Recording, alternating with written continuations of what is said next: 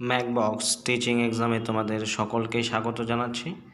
দেখো, এই যে ক্লাস 12-এর থার্ড সেমিস্টারের যে আলোচনাটি আমি আগে করেছিলাম, সেটিতে ব্ল্যাকবোর্ড যেটা দেখা যাচ্ছিল, হোয়াইট বোর্ডটি, সেটি ঠিকমতো দেখা যাচ্ছিল না, যার কারণে আমি এই ভিডিওটা তোমাদের জন্য দিচ্ছি সংক্ষেপে, যেন তোমাদের বুঝতে কোনো অসুবিধা না হয়। দেখো, তোমাদের কিন্তু এবার যে কী থাকবে, গল্প থাকবে, প্রবন্ধ, কবিতা, তারপর হচ্ছে আন্তর্জাতিক গল্প, ভারতীয় কবিতা, ভাষা, তারপর হচ্ছে বাংলা শিল্প, সাহিত্য, সংস্কৃতির ইতিহাস, এই মোট কয়েকটি ভাগ থাকবে এবং সবগুলো যেহেতু এমসিকিউ মার্ক থাকবে। দেখো কোনটাতে কত নম্বর থাকছে।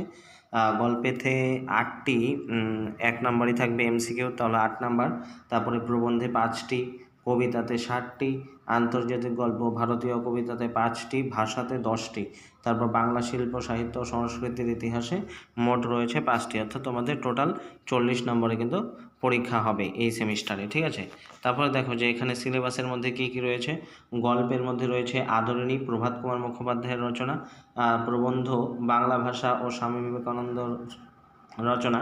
তারপর কবিতা হচ্ছে অন্ধকার লেখাগুচ্ছ, শ্রীজাতের লেখা। তারপর হচ্ছে দিগ্বিজয়ের রূপকথা, নবনেতা দেবসেনের লেখা, ঠিক আছে। তারপর ভারতীয় গল্প পোর্টরাজ শঙ্কর রাও খারাটের লেখা, অনুবাদ কে করেছেন সুনন্দন চক্রবর্তী। এখান থেকে দেখো অনুবাদটা খুব ইম্পর্টেন্ট, অনুবাদটা মনে রাখবে, আগেও বলেছি। তারপর আন্তর্জাতিক কবিতা, আন্তর্জাতিক কবিতার মধ্যে থাকছে হচ্ছে তার সঙ্গে পাবলো নেরুদার রচনা, অনুবাদ করেছেন কে শক্তি চট্টোপাধ্যায় কিন্তু এই কবিতাটির অনুবাদ করেছেন। এখানে গেল গল্প, কবিতা, ভারতীয় গল্প, আন্তর্জাতিক কবিতা, এই সমস্ত সবগুলো। তারপরে আছে কিছুটা ভাষার অংশ। দেখো ভাষার মধ্যে কি থাকবে, ভাষার পাঠটাকে তোমাদের 2 ভাগে ভাগ করে দিয়েছে। তো প্রথম অধ্যায়ে দেখো ভাষা বিজ্ঞান ও তার শাখা প্রশাখা থাকবে। 12-এ আগে যা ছিল তাই রয়েছে, 5টা ইউনিট ছিল, এবার 3টে ইউনিট করে দিয়েছে, আর বাকি 2টো ইউনিট তোমরা 4th সেমিস্টারে গিয়ে পাবে। তারপর দ্বিতীয় অধ্যায়ে ধ্বনিতত্ত্ব রয়েছে, তারপর তৃতীয় অধ্যায়ে রয়েছে শব্দার্থ তত্ত্ব, ঠিক আছে।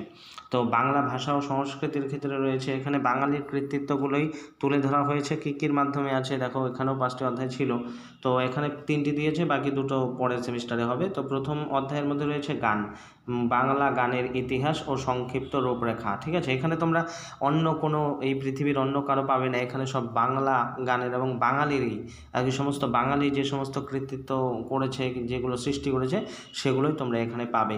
কি গানের মধ্যে গানের সমস্ত বিবরণ পাবে। দ্বিতীয় বিজ্ঞান চর্চা, বাঙালির মধ্যে কারা কারা বিজ্ঞান চর্চা করেছে তাদের নাম পাবে, তারা কি কি উন্নতি করেছে, কি কি আবিষ্কার করেছে, সব পাবে। তারপর তৃতীয় অধ্যায়ে বাঙালির ক্রীড়া সংস্কৃতি, ঠিক আছে।